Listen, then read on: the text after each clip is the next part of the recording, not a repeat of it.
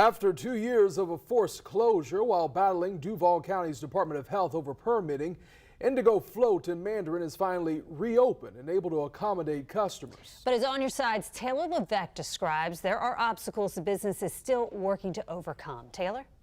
Yeah, for years, the Duval County Department of Health permitted the business's float tanks as swimming pools. The owners disagreed with the permitting that required chemicals to be used, but an injunction imposed by the DOH kept the business from operating. Well, in February, 2 years after being shut down, that injunction was terminated by a judge. The business is back open, providing float therapy, but now the owners are facing eviction.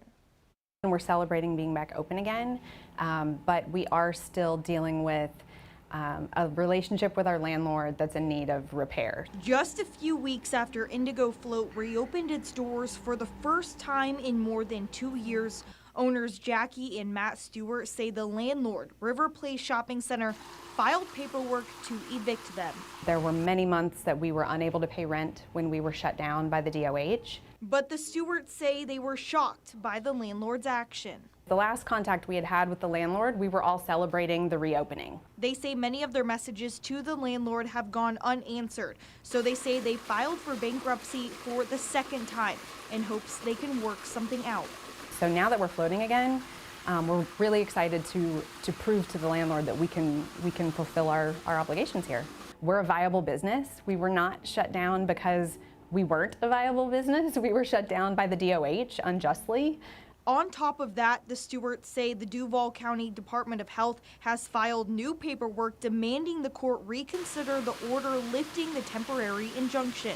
The Department of Health is still not respecting the judge's orders in this matter. They're still asserting authority over us as a public pool, even though that has not been found to be the case. In the meantime, the business is open, and the Stewarts say customers have shown full support. It's reminding us why people need to float.